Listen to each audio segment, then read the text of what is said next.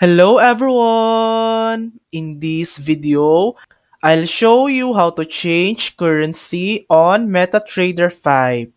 First, open the MT5 app and log in. Important reminder, you cannot change your account's base currency inside MT5. If you want USD, Euro, or another currency as your account currency, you must open a new account with your broker. Now, here's what you can change. Go to Market Watch and tap the pencil icon in the top right. Here, you can manage currency pairs. To add a new currency pair, tap the plus icon and select any pair you want, like Euro USD or GBP USD.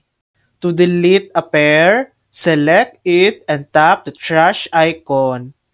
You can also drag pairs up or down to reorder them. Once done, tap any pair and open chart to switch your chart to that currency. And that's it.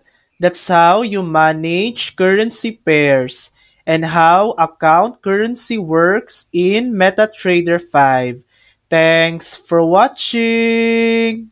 If this video helped you, please like and subscribe for more helpful tutorials.